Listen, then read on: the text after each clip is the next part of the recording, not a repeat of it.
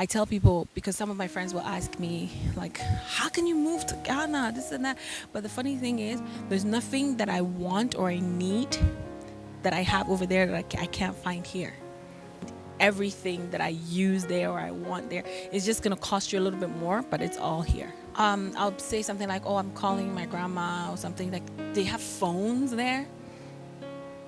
I'd say something. They'd be like, "I thought you guys would be riding on zebras and elephants." I'm like, "What?" When I used to be a child in Ghana, they used to drive us to school back and forth. Really, there's cars? You guys have roads? Okay. Hello, people. This is your Empress, Nana Ama Ajiman McBrown, Mrs. Mensa. But you can also call me Empress. I want you to subscribe to Niiayi's channel on YouTube because it talks about Ghana. It talks about my beautiful country. It talks about the beautiful places you need to see in Ghana. And also the beautiful people. Yeah.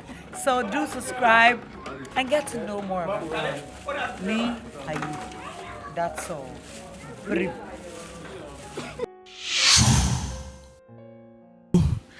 Once again, welcome to my channel. And today, you all know as I normally do, I tell stories about Ghana. I tell great, unique stories from Ghana. People living in Ghana for the first time share their experience. And today, I have here with me one gorgeous woman. Yeah, as you can see her beside me. Yes, um, she's going to share her experience with us. So just stay glued to the channel, okay? And don't forget to subscribe and like. All right, so welcome to my channel. Thank you for having me. Thank you, thank you, thank you. Can you introduce yourself to my people? Hello, everyone. My name is Eugenia Siama, also known as Miss Flavor. I'm here in Ghana. I'm trying to fit in, relocate, and love it. What brought you to Ghana? I love Ghana. I'm Ghanaian. Born in Ghana, raised in Ghana the early part of my life, and then I moved to Canada. I love Ghana. I love the sense of culture and I feel a sense of belonging when I'm here. As much as you feel like, Canadian, there's still something that draws you back, that like the Ghana feels just nice. I just love Ghana. That's why I'm here. Wow. So, if I may ask, how is it been you for the past months you've been here? It hasn't been bad. It's not, well, it's not easy in terms of adjusting to the new environment and whatnot, but so far so good. I feel like I came, left, came, left, came, so I kind of had an idea of what I'm about to face. If this would have been my very first time, I would have had like a culture shock, but because I've come and gone for a little bit, so I kind of had an idea of what I'm getting myself into, and so far I think that it's been okay. It's been So, how long have you been away from Ghana since? a total of about 22 to 23 years this year, including, yeah. But I've been here for about 6 months this year, so let's just say about 22 years. But you speak some of the local language, the Chi, the Ga. Yes, because my parents, well, the tree, my parents to speak tree with me even while I'm there. And there's a lot of Ghanaians there. There's a lot of Ghanaian communities, and we still keep our circle. We keep in contact with each other. So the parents, the Ghanaian parents, always make sure to communicate to us in tree. But to be honest, I don't know how I still remember, because I learned it like ages ago, and nobody in my family speaks it. But for some reason, I like when you start speaking it, I start remembering my words and it's coming back to me. So I'm just a lover of languages. Like I wish I can learn so many different languages. So it's just me. How are you enjoying Ghana? So, Yes, the food is amazing, amazing, amazing. And also the hospitality from the people. I would say the people are very welcoming.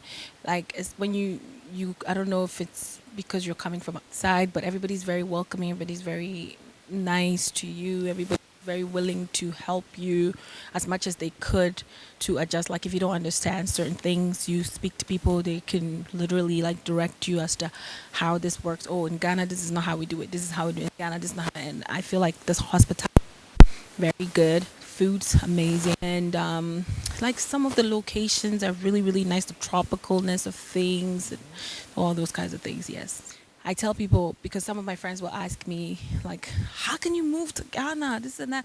But the funny thing is, there's nothing that I want or I need that I have over there that I can't find here. Everything that I use there or I want there is just gonna cost you a little bit more, but it's all here. So I like that. Okay, so with the food, which of them do you like best? I like Kenke and Banku. Oh, I see. Yeah, Kenke's and Banku is my favorite. So We've been making noise about Ghana Jollof. Ghana Jollof. Yes, of course, Ghana Jollof is always the best, but I'm a Kenke and Banku fan. Rice is rice. So, do you think Ghana Jollof is better than Nigerian Jollof? Heck yeah. I had Nigerian jollof once. I don't know if that particular friend was bad at making it, but it was terrible. Ghana jollof is always the best. I don't know if she was bad. It turned me off so much that I haven't had Nigerian jollof ever since. And this was like 2003, and still I don't even want to try it. So you see, Ghanaians in the house, as we always say, Ghana Jollof is the best. It the big. All right. So where have you been so far in Ghana? Like, Tourist. I haven't done too much tourism, but I've been to like resorts and stuff like that. I went to Pidgeassi Lodge, which was really nice. I've been to Aqua Safari, very, very lovely. I've been to Royal Senchi, that was really good too. And I recently went to Pampram, Ocean Green Resort or something like that. That was very nice too. So yes, I've been to like a lot of tropical places. I love beaches, like just soothing, calming weathers and stuff like that. So yeah, I've been to those places and I very, very nice, lovely.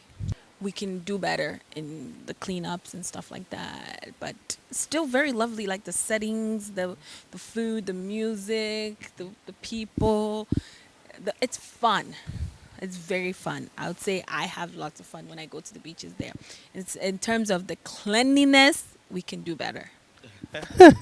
of course, we can do better. We are a developing country, and I think the governments and its people are trying their best to make Accra the cleanest city in West Africa. Really, that's amazing. That's really something that I would love to see happen for Ghana because that would be a very, very good a plus. Because lately, a lot of the diasporas, everybody wants to come down to Ghana, and it would be nice for them to see the hype, the way we've been talking about Accra. When they come, they'll be comfortable because cleanliness is next to godliness. um, when you used to be in Canada, there are a lot of conceptions. Some of them being true, like A lot has been cleared. I remember when I was in high school, one of my teachers will ask me, I wouldn't call it a stupid question, but he'll be like, I'll say something like, "Oh, I'm calling my grandma," or something like, "They have phones there." I'd say something, they'd be like, "I thought you guys would be riding on zebras and elephants." I'm like, "What?" When I used to be a child in Ghana, they used to drive us to school back and forth. Really, there's cars? You guys have roads? Don't you talk? And they think we talk like, that kind of. That's the perception they had. And this is a teacher of mine. This is not like an ignorant person. This is an educator who's educating people. So if that's his mentality, imagine what is he going to instill in the rest of us. So yeah, a lot of it has been cleared. Because I remember there when you do something wrong, your parents will threaten you. Like the punishment is if you misbehave, we'll take you to Ghana. So they put a fear of if you go to Ghana, it's scary, is whatever. So the very first time I was coming, I was a little bit skeptical, but when I came, I didn't want to leave. That's how fun it was. It was so much fun. The freedom, it's not how they make it. If they come, people that have that mentality, they'll be really shocked because it's absolutely not what you're thinking. Like I said earlier, there's nothing that I want or need that I use there that I can't find here. you've heard it all. As she's saying, Ghana, there are a lot of misconception about Ghana, and I'm so glad I'm doing this interview just to clear some of them, so that you get to know that yes, Ghana is really the Ghana we've been talking about. So, do you think African parents always have to bring back the children home to action? Yes, I think it's very good to do that. It's good for any any human being, not even just African, anybody to know their roots is always the best thing. When you know where you come from, you understand things better, and you you you understand yourself better. You know why you are this way and why you do what you do. It's because this is where I'm from. This is how my people do our things. And so I think, yes, it's very necessary, like even at least just once, just to come and see where you're from. For any human being is always the best thing for you. Yes, definitely. Now, my big question to you: how were you able to adjust in Ghana, being in this system for more than 22 years and then moving back home? How were you able to adjust with some of the system here? In the beginning, it was very tough. To be honest, in the beginning, I was fighting everywhere I go because I didn't understand why nobody was doing what I expect them to do, or I think this is how it's supposed to be, but it's not, and things like that. But you grow to understand that everywhere has their own. When you go to Rome, you do what the Romans do. Everywhere has a system that they follow, and it works for them. It's either you join them or then go back, because this is how it works here. So with time, I get to understand how things work here, and I slowly adjusted. But in the beginning, I wouldn't lie to you, it was really, really hard. It was tough for me to understand things. So in the beginning, it wasn't that easy. But So let me ask you this funny question: what fun memory will you always remember?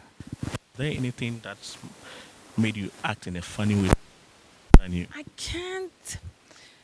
Okay, one that was really funny was I didn't understand why the animals were allowed to roam about the streets. I never understood that concept. So I always complained, like, oh my God, there's a chicken outside, or oh my God, there's a goat roaming, like, or I'll see a dog with no owner, there's no leash on the dog. You don't see in outside, or a goat outside, or a sheep, or anything like that. So things like that are the things that I still remember, and they're so funny. But now it's just common, it's normal. I understand how it works. My final question, so we wrap it up. What are some of the things that you are happy that you wish there can be something to be done about it? Like I've always said, no, I wouldn't blame it on traffic. I say the rules and regulations. If people can follow the rules and regulations, I think most of the traffic can be avoided. I think the reason why the traffic is because nobody's following the rules. That's what I see. Everybody wants to go at the same time, so you get congested, and then we can't move. But if you can wait your turn, you go, I go, you go, I go. Every country has traffic, but because they're following the proper route and the rules, the traffic is minimized. So I wouldn't just go to traffic alone, but I would say rules and regulations in general. My last question, then we wrap it up once again. What is your advice for people in the diaspora who are wishing to come home? I think that each and every one of you should at least once in a lifetime come down and see. I wouldn't say come down like you're coming. No, come up, come to Ghana and for yourself what a beautiful country we do have here. And also whatever it is that you've learned over there that you can add to it to make it a better country or a better place for people to visit. You should also bring your ideas and everything. We've gone there, we've learned things. We can add to it. Ghana is not only left up to the government to make it a better place, but it's left up to all of us. So every little bit that you can bring to it, we should all come down, put it together, and we'll be able to make a great Ghana. So far, it's doing well. Whatever you can contribute, yes, everybody should be able to come. Bring your children, bring everybody. Let's have a wonderful experience in Ghana together. Thank you so much for having you on my channel, and it's quite an interesting interview. Thank you so much, Miss Flavor. Nice having you on my channel. Thank you for having me. All right. Thank you. Bye-bye. So, guys, I hope you really enjoyed this interview, and she's such a lovely person, and I think you've really learned something out of it. But please, thank you so much for staying glued to my channel, as I always say. But don't forget to subscribe, put on the notification button, like, and then comment, and don't forget to share it with someone. Thank you.